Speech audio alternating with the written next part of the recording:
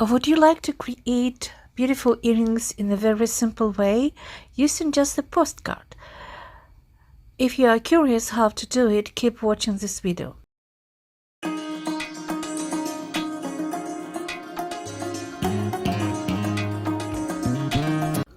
Hello everyone, I'm Olena and welcome to my art channel. Today I want to share something fun and creative. Here I have a collection of beautiful New Year and Christmas postcards. In the past I used to receive hundreds of them. At first I kept them all, but eventually it became too much.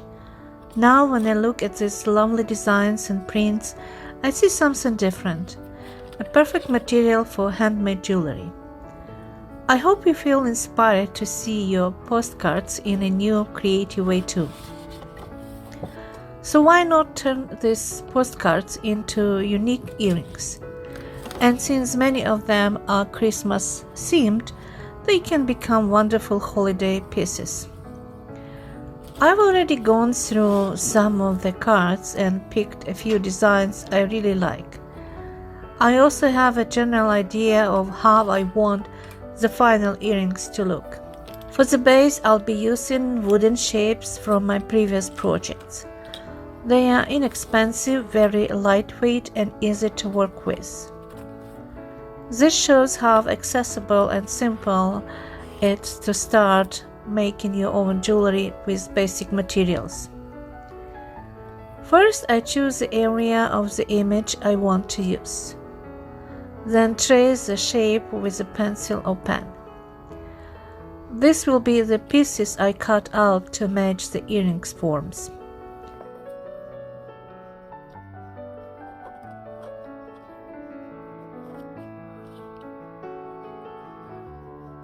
I'm using different shapes, circles, ovals and squares.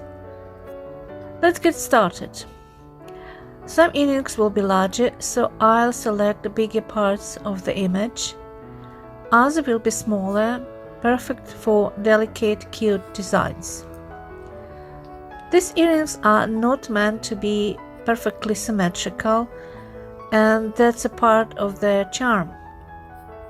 It's almost impossible to find identical elements like the same flowers, but they still look harmonious and work beautifully together.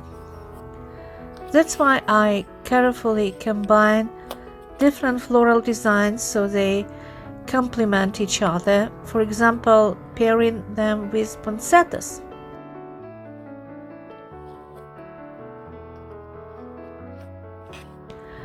Then I look through the entire postcard to find other interesting areas, ornaments, textures, or small details that can work well for earrings. For instance, on this postcard, featuring a starry night, snowy mountains, and fir trees, I found several sections that were perfect for a pair of earrings and even a matching pendant.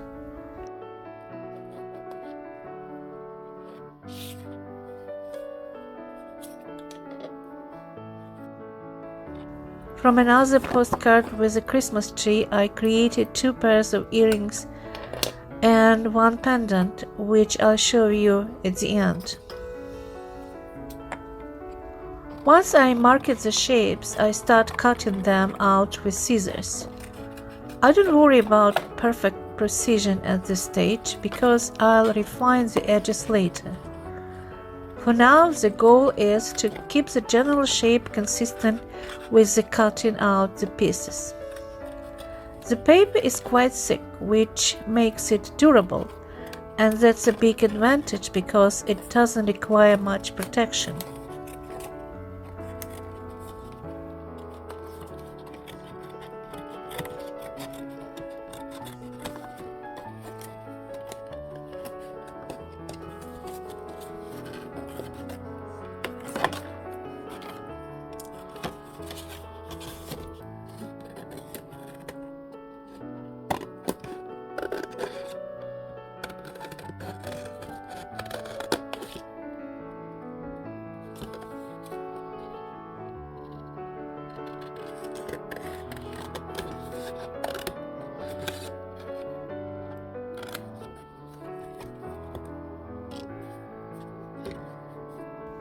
To attach it to the wooden shapes, I use Mod Podge.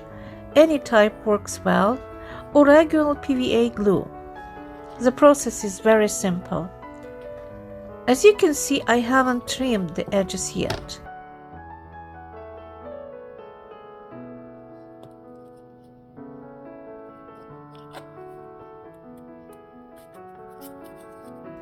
I glue the paper onto the wooden base and let it dry for about 30 minutes or a bit longer if needed.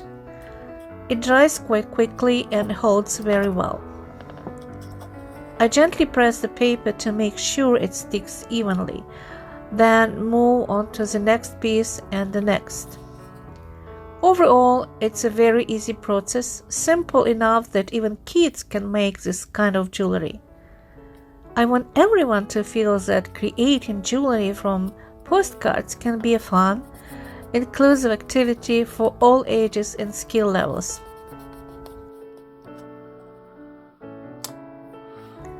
Now the base is ready, and look how many future earrings we already have.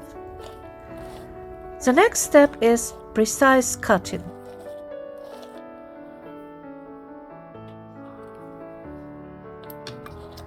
You can use regular scissors, but I prefer manicure scissors or small jewelry scissors. Manicure scissors works especially well when they are sharp and slightly curved. They are perfect for this kind of detailed work. At this stage, I take my time to cut carefully along the edges.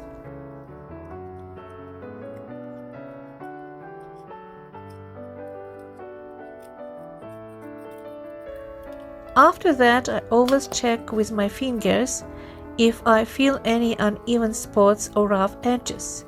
I trim them little by little until everything is smooth. Use caution when cutting with scissors or craft knives. Always work on a stable surface and keep your fingers clear to prevent accidents. This helps beginners feel safe and confident while working on detailed cuts. And of course, if you are using a knife, make sure to work on a hard surface like a cutting board so you don't damage your table.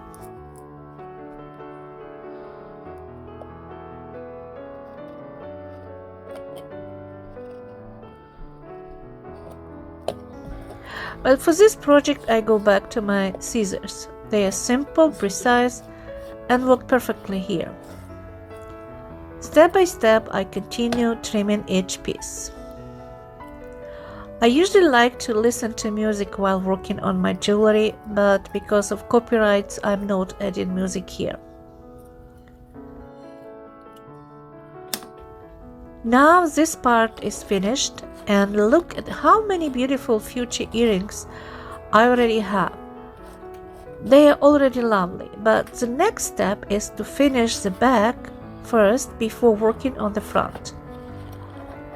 For the back, I use wood markers in different shades and match the color to the design on the front. For example, if the front has darker tones or black details, I may use a black wood marker on the back. Sometimes I apply 2 layers, and once it dries, it looks very nice. You can also use acrylic paint or any other marker you have. That works too. I found that wood markers work especially well on wood. I actually have a separate video showing the wood markers I use and the different colors they come in.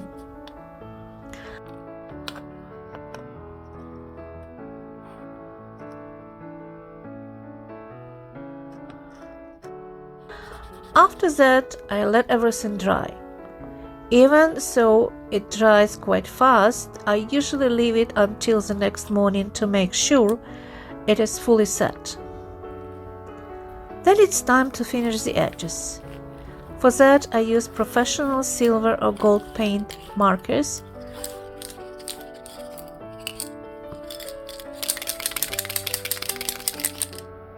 I really like paint markers pens because they are much easier to work with and they dry quickly. They become one of my favorite tools and I use them often. Of course, you can leave the edges plain or color them any way you like. That part is completely up to you. Since many of these earrings have glittery details, I decided to use silver and gold endings to give them a little extra shine. This step usually takes about half an hour depending on how many earrings you are making. I'm not in a hurry, so I work slowly and carefully. One layer is usually enough, but sometimes I apply a second coat. Once everything is dry, I check the edges again. I also like to add a very thin line along the front edge using a silver paint pen. It helps define the shape and gives the piece more finished look, a bit more contrast and clarity. Of course, this is optional. You can leave the edges as they are without adding extra details.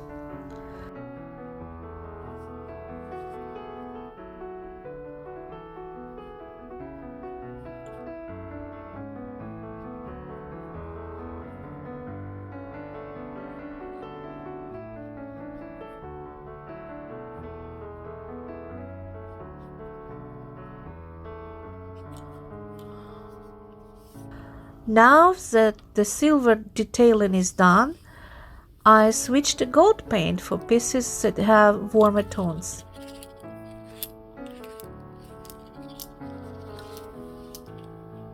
For example, this set has a lot of golden glitter, so gold edges work perfectly here.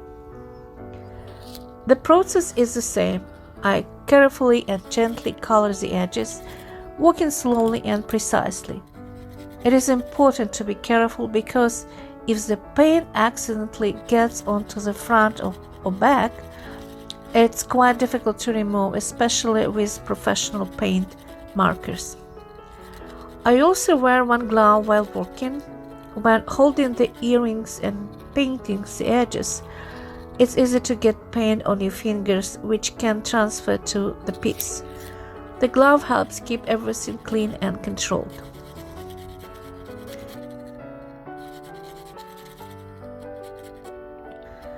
Just like with the silver ones, I added a very fine line along the front edge. It is a small detail, but it really improves the overall look and makes the earrings feel more complete.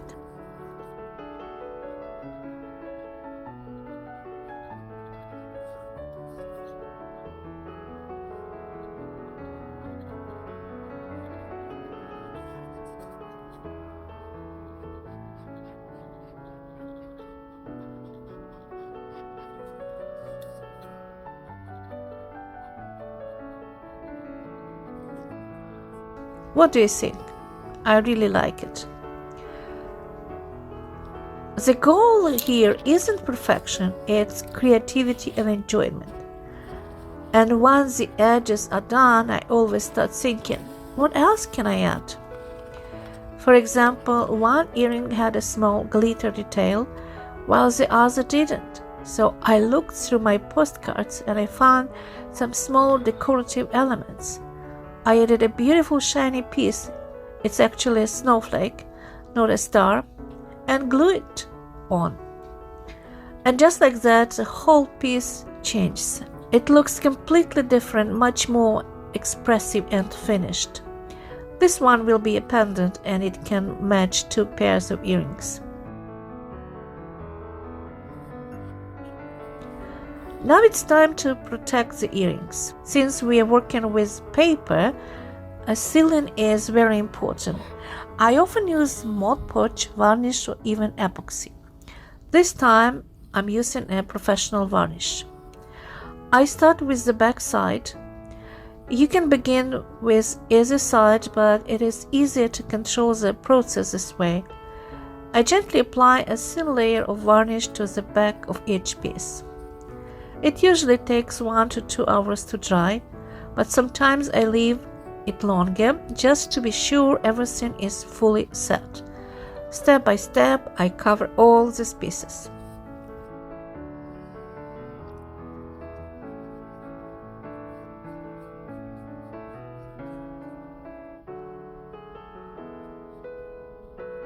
Once dry, they already look very nice, even from the back since I matched the colors to the front.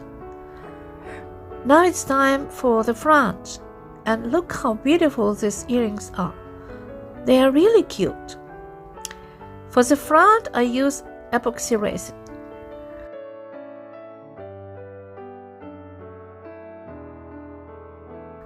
I place the pieces on the sticky pad so they don't move. This is important because resin can be messy and you want everything to stay in place.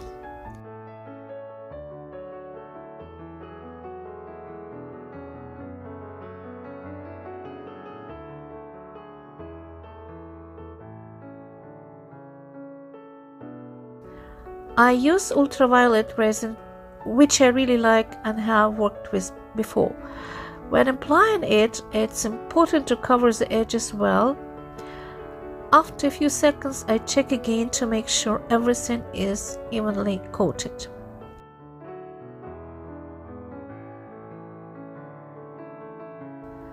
Sometimes the resin leaves small gaps or uneven spots. Once it starts to set, I inspect the surface again. If I see any areas that need more coverage, I add a little more resin. Also watch for bubbles. If you see any, gently remove them. You don't want bubbles in the final result. To cure the resin, I use a small ultraviolet light similar to the ones used for manicures. I don't use a large machine. This small one is enough and very convenient because I can move it around, turn the pieces and check everything as I go. And of course, I don't look directly at the UV light. I only show it here so you can see the process.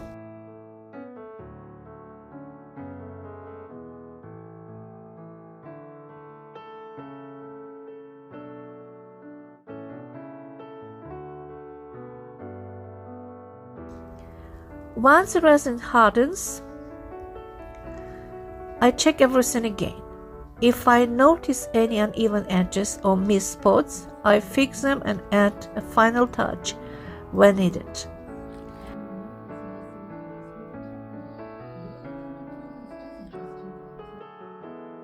It is a bit of strange feelings. Outside it's still snowing. It feels like winter even though it's already the end of March and we expect warmer weather. But here in my little studio I have green blooming plants and this creative atmosphere feels completely different. I leave the earrings to cure overnight and in the morning, in natural light, I check them again to see if anything needs fixing. This time everything looks perfect. Now it's time to assemble.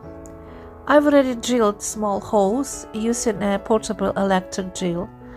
Next, I use gold and silver plated hooks and connectors, choosing them based on each piece color. Silver works better with cooler tones, while gold complements warmer designs. The process is simple. I've shown it in other videos.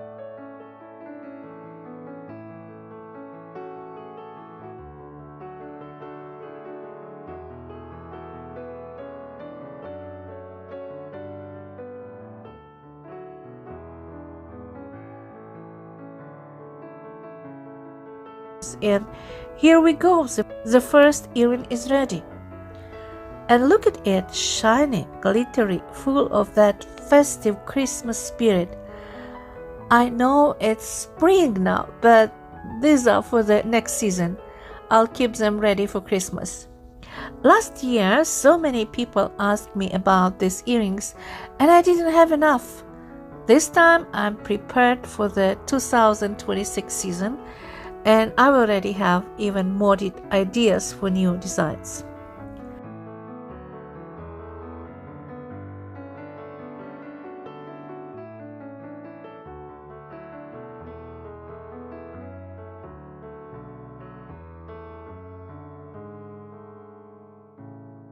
Let's take a look at what we created. I love them. They're so bright, so sparkly, and really eye-catching. I'm not planning to price them high.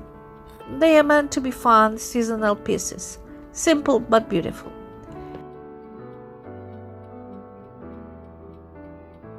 Here are the others, and for the pendants, I'll add a chain or maybe a ribbon. I'll decide later. I also have a few more earrings made from postcards, all different, all unique, and some of them are especially cute. I really enjoy this process and I hope you like it too. This is also a great activity for kids, simple, creative, and very rewarding.